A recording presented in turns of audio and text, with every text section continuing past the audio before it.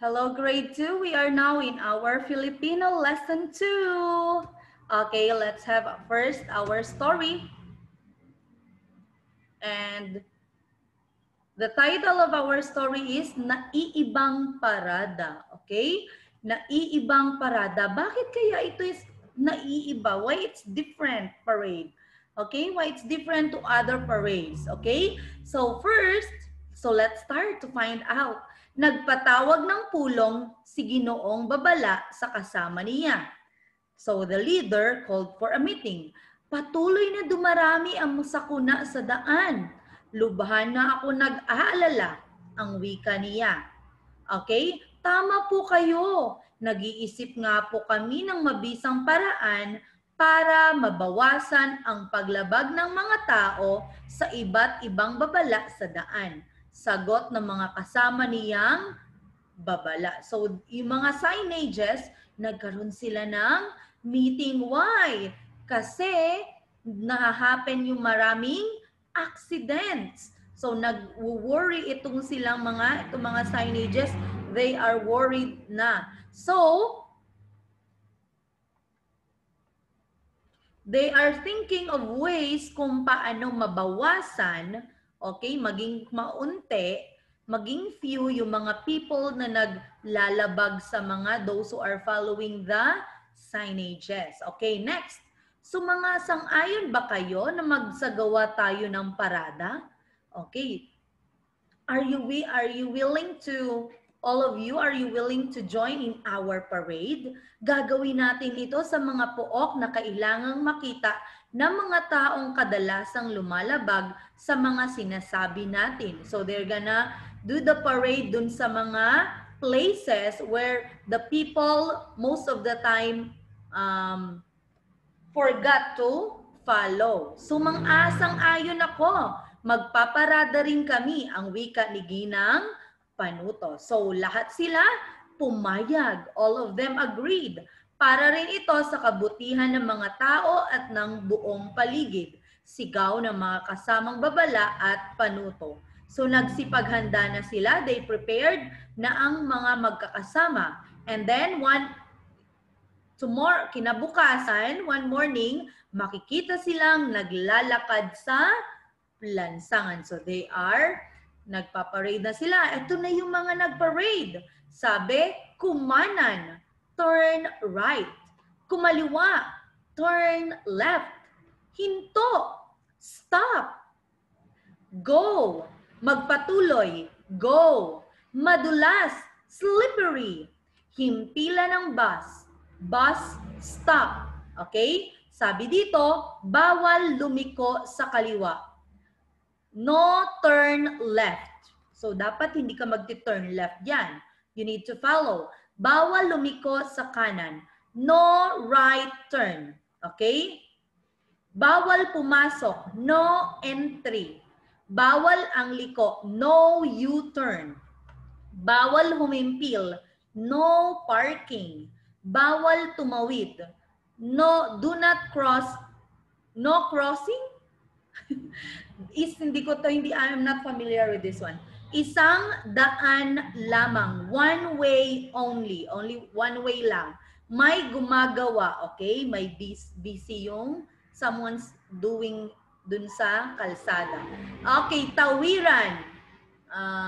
Tawiran. Pedestrian crossing. Okay, next. Katamtamang bilis, 80 km per hour. So pag nakikita yon, ibig sabihin 80 km per hour. Speed limit, dapat hanggang dyan lang yung bilis mo. Speed limit is until 50 pag nagda-drive.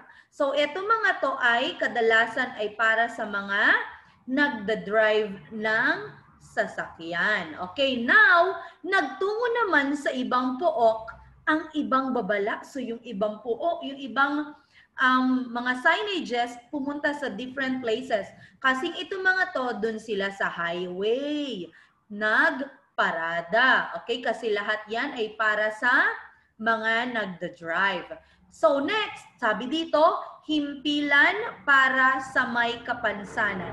So ito, you can find this dun sa mga building at may nakalagay dyan, Parking yan para dun sa mga disabled person. Dun sa may mga pilay, may mga naka-wheelchair. So, himpilan yan dyan. Okay?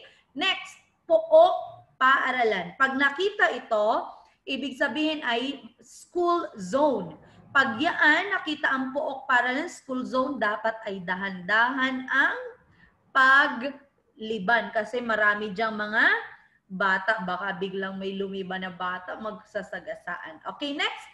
Ito, bawal humina, bumusina, okay? No blowing of horn. Kasi minsan, yung ibang churches malapit sa kalsada. So, merong mga nakalagay na ganito niyan kapag malapit yung, may makikita kayong sign, pag malapit sa kalsada yung ibang church. So, bawal ka dun bumusina kasi nag-church sila. Okay, next. This one, H, it means pook hospital or hospital. So, ito naman, yan na yung ibang signages. Punta tayo dun sa ibang last signages. Sabi dito, nabubulok at di nabubulok. So, pag magtatapon ka ng basura, yung nabubulok dito, ang hindi nabubulok dito. Okay, next. Bawal magtapon. Do not throw garbage here. Huwag tapakan. Do not step on the grass. Mga ganyan yan. Bawal pumitas. Do not pick flowers. Pasukan. Okay? Entry. Labasan. Exit. Katahimikan. Silence. Okay? Manatili sa kanan. Always on the right.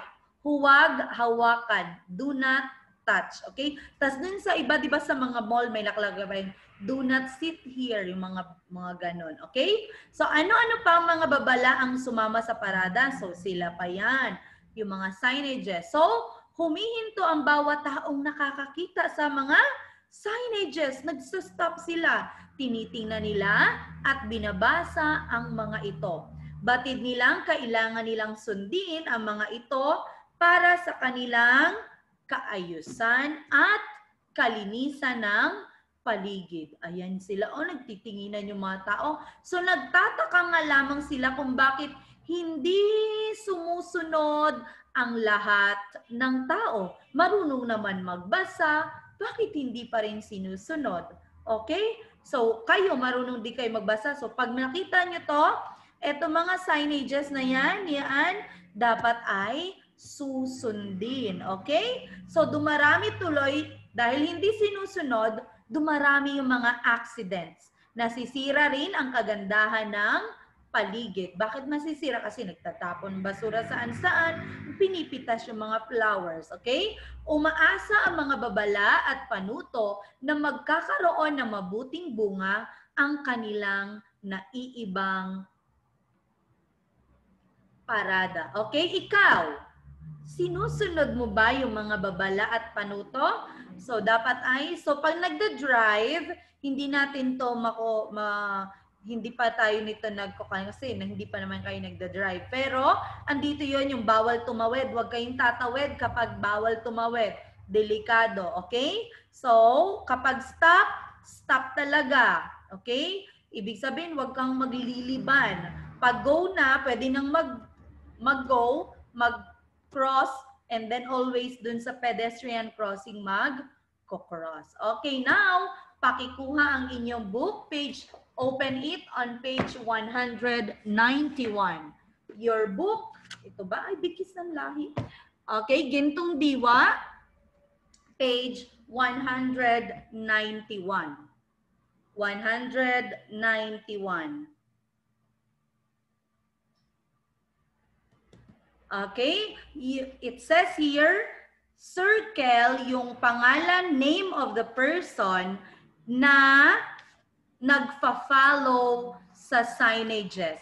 And put an X dun sa name ng person na hindi nagfa-follow. Okay, number 1. Tumawid si Peter sa pedestrian crossing. Peter crossed the pedestrian crossing. Nag-follow siya? Check or not? X. Next, number 2. Humimpil si Mang Lito sa bus stop. Okay, nag-stop daw si Mang Lito dun sa bus stop to get a passenger. Okay? Check or X. Next, number 3. Binilisan ni Nilo ang sasakyan ng malapit na sa ganitong sign. Okay? Busy, may nag-work. So, binilisan daw. Nilo, nag-drive ng fast nung makita niya yung sign na ganito. Malapit na sa ganito. Check si Nilo or X si Nilo. Next, number 4. Nagpatuloy sa pagmamaneho si Fe nang mag-go. Fe continued to drive when the go, meron ng nag-go. Signal. Okay, go signal. Check ba si Fe or X si Fe? Next, pinatakbo ni Jerry ng 100 km per hour ang kanyang sasakyan. Okay? But, yung signages, it says here, only 80. Si Jerry ba ay nag-follow o hindi? X or check? Okay, now please close your book again and punta tayo sa ating next lesson. Okay, ngayon, pang-abay naman tayong panlunan. Last time, pang-abay na pamaraan. Okay? Adverb of manner. This one, adverb of place. So, yung pang-abay na panlunan ay nagsasabi ng pook. Okay? It tells where the action happened, will happen, at happening. Kung saan nangyari, mangyayari, at mangyayari yung isang action. So katulad nito, and kadalasan ginagamit ang salitang sa beginning ng pang-abay na panlunan. Okay? Merong word na sa. Okay? For example, mamamasyal kami sa mga makasaysayang pook. Saan sila mamamasyal? Sa mga makasaysayang pook. Next. Okay, so next one is ginagamit din ang mga salitang dito, rito, diyan, riyan, at doon bilang pang-abay na panlunan. For example, doon kami tutuloy mamaya. Saan sila tutuloy mamaya? Doon. Okay? Next. Kung dun sa adverb of manner, sinasabi nating paano siya maliligo, paano siya kakain, paano siya tumalon, ngayon, saan? Kasi place. Saan? Okay? Saan sila mamamasyal? Saan kami mamamasyal? Sa mga makasaysayang pook. Saan kami tutuloy mamaya? Doon. Okay? Excuse me. Okay, now, let's go to our practice. Tumawid tayo sa tamang daan. Tawiran. Saan daw sila dapat tatawid? Sa tamang tawiran. Okay? So next, tingnan nyo ito. Nagsisimula sa. Okay? Remember, kadalasan nagsisimula sa katagang sa at ang pang-abay na lunan. Okay, next, number 2 example. Kayo na magsasagot dito.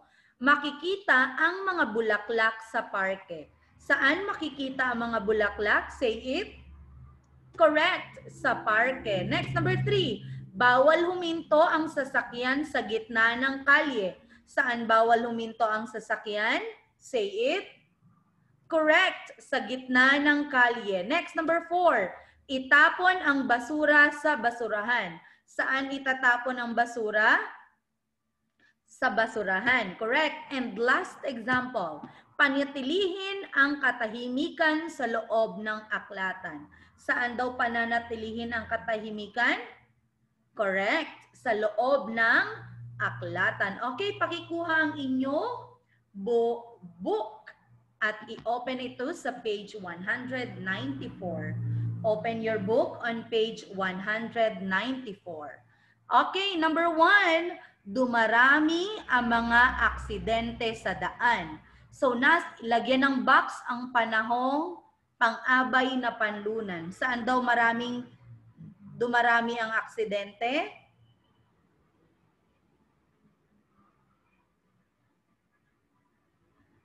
Okay, next. Sa iba't ibang pook nagparada ang mga babala. Saan nagparada ang mga nagbabala? Box it.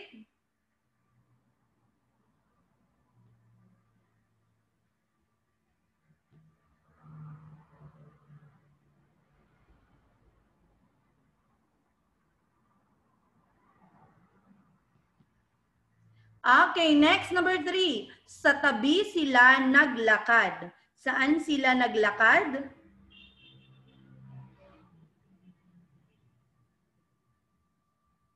Next, number 4. Sa kanan lumiko ang kotse. Saan lumiko ang kotse?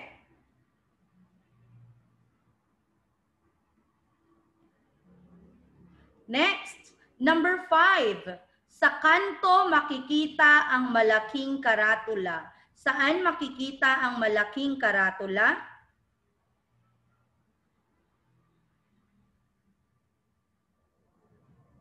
And number 6, bawal magtapon ng basura sa ilog. Saan daw bawal magtapon ng basura? Okay, next. Number 195, continuation. Number 7, huwag tumawid sa maling tawiran. Saan daw wag tatawid? Box it. Next, number 8, magmaneho ng mabagal sa pook paaralan. Saan daw dapat magmaneho ng mabagal? Box it. Next, number 9, huwag bumusina kapag dumaraan sa may simbahan. Saan daw dapat huwag bumusina? And the last one, sa hintuan ng bus kayo maghintay. Saan daw dapat maghintay?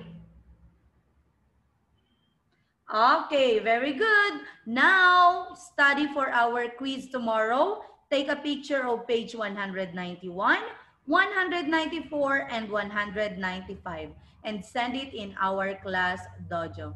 Thank you, everyone, and see you tomorrow. Bye!